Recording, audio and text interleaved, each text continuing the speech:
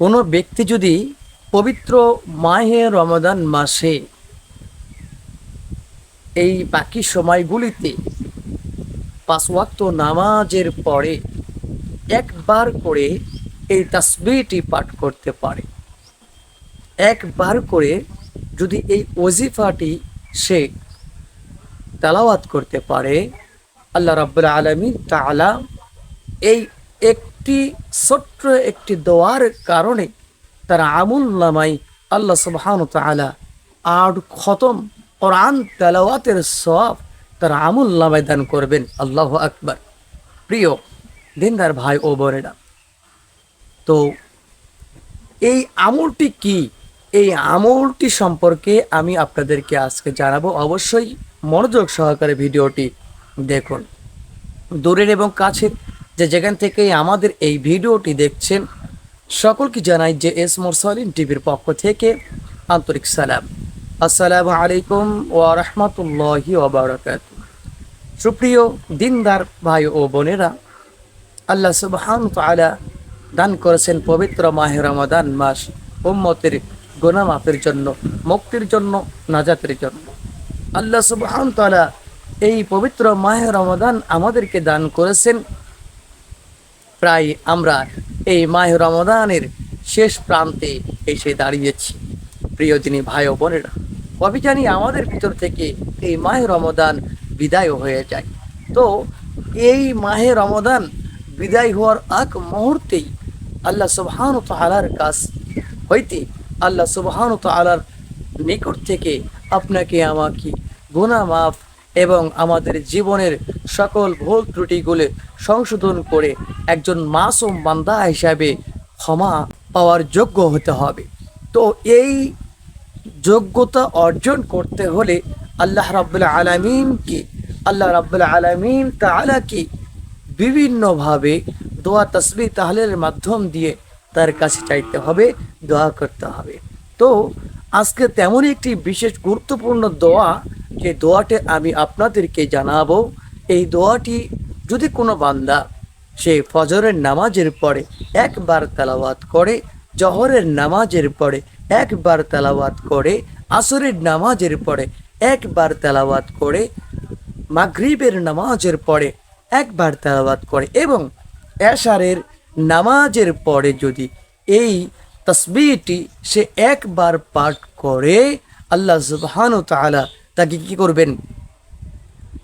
8 খতম কোরআন তেলাওয়াতের সওয়াব আল্লাহ সুবহানাহু ওয়া তাআলা তার আমলনামায় দান করে দিবেন। আল্লাহু আকবার। প্রিয় দিনদার ভাই ও বোনেরা, দেখুন এই পবিত্র মাহে রমাদান আমাদের উচিত ছিল যে প্রতিদিন দৈনিক এক পারা করে আমাদেরকে হয়তোবা কোরআন শরীফ তেলাওয়াত করার।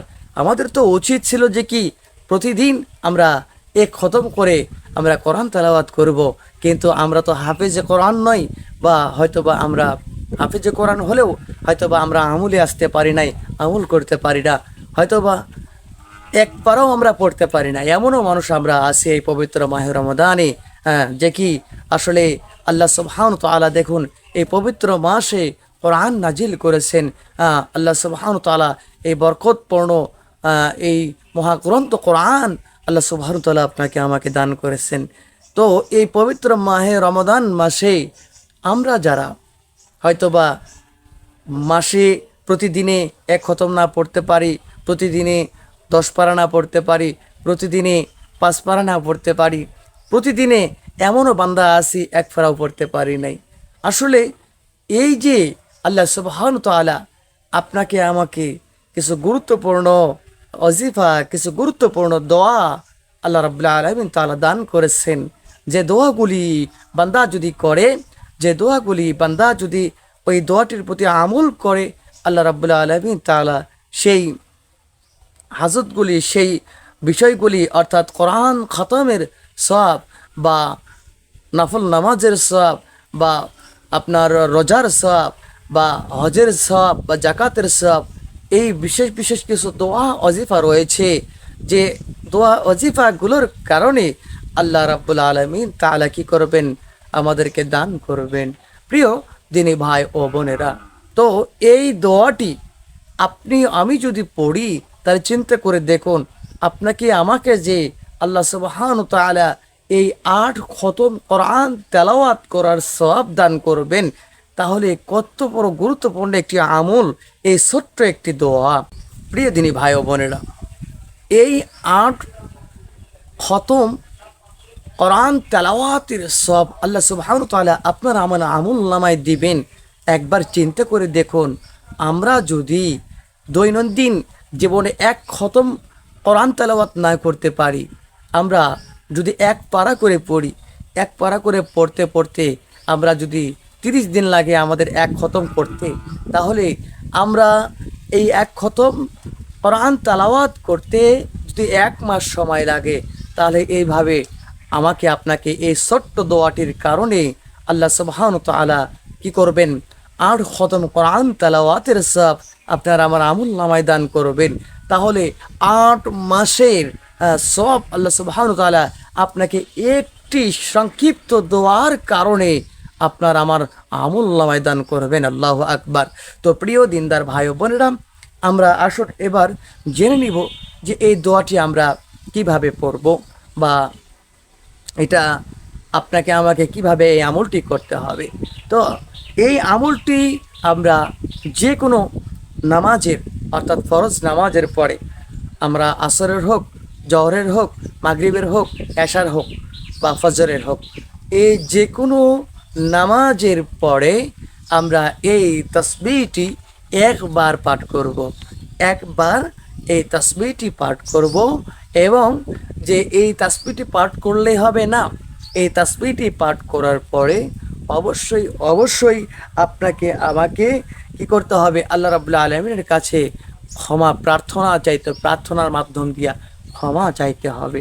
তাহলে হয়তো আল্লাহ সুবহানাহু ওয়া তাআলা এই দোয়াটির যে ফজিলত, এটা আপনাকে আমাকে দান করবেন। তো প্রিয় দিনদার ভাই ও বোনেরা, পবিত্র মাহে রমাদান মাস যেহেতু আমাদের সংকীর্ণ সময় সামনেই, এই সময়টি আমরা নষ্ট না করে এই ওজিফাটি আমরা অবশ্যই অবশ্যই প্রতিটি ফরজ নামাজের পরে এই তাসবিহটি আমরা পাঠ করব। তো এই তাসবিহটি হলো কি, আমরা এই তাসবিহটি যদি পড়ি, দেখুন যে কি আল্লাহ সুবহানাহু ওয়া তাআলা যে শুধু আমাদের 8 খতম এই সওয়াবই দান করবেন, 8 খতম মানে পড়ার যে সওয়াবটা এটাই যে দান করবেন তা নয়। আল্লাহ সুবহানাহু ওয়া তাআলার সঙ্গে সঙ্গে আপনার আমার নেক মাকসুদ, আপনার আমার ঋণগ্রস্ত যদি আমরা থাকি, সেই ঋণ থেকেও আল্লাহ সুবহানাহু ওয়া তাআলা হেফাজত করবেন। আল্লাহু আকবার। শুধু তাই নয়, আল্লাহ রাব্বুল আলামিন তাআলা বলেন যে ওই বান্দার ঘরের ভিতরে বালা মুসিবত দূর করে দিবেন, রহমত বর্ষণ করে দিবেন, রহমত পয়দা করবেন, তার ঘরের ভিতরে নিযুক্ত করে দিবেন। তো চলুন এবার আমরা সেই দোয়াটি কি আমরা দেখে নেই। বিসমিল্লাহির রহমানির রহিম। আল্লাহুম্মা সাল্লি আলা সাইয়্যিদিনা বারিক আলা আকিদ রাসূলিল কারীম রহমাতুল লিল আলামিন শাফিউল মুজনাবিন সাইয়্যিদিনা মাওলানা ওয়া নাবিয়্যিনা মুহাম্মদ ওয়া আলিহি ওয়া আহলিহি বিহি ওয়া ওয়ালিয়াহি ওয়া উম্মাহাতিহি আজমাইন কামা সাল্লাইতা ওয়া আহলি বিহি ওয়া আলিহি ওয়া উম্মাহাতিহি আজমাইন কামা সাল্লাইতা ওয়া সাল্লামতা ওয়া বারাকতা ওয়া আরহামতা আলা সাইয়্যিদিনা ইব্রাহিম ওয়া আলা আলি সাইয়্যিদিনা ইব্রাহিম ইন্নাকা হামিদুম মাজিদ। প্রিয় দিনী ভাই ও বোনেরা, এই দোয়াটি আমরা পড়ব। আমি স্ক্রিনে দিয়ে দিচ্ছি, আপনারা স্ক্রিনশট মেরে রাখতে পারুন। এই দোয়াটি আপনারা আমল করবেন। আল্লাহ রাব্বুল আলামিন তাআলা আপনাকে আমাকে তৌফিক দান করুক, এই দোয়াটির উপর আমল করার সুযোগ দান করুক। আল্লাহুম্মা আমিন। আসসালামু আলাইকুম ওয়া রাহমাতুল্লাহি ওয়া বারাকাতুহু।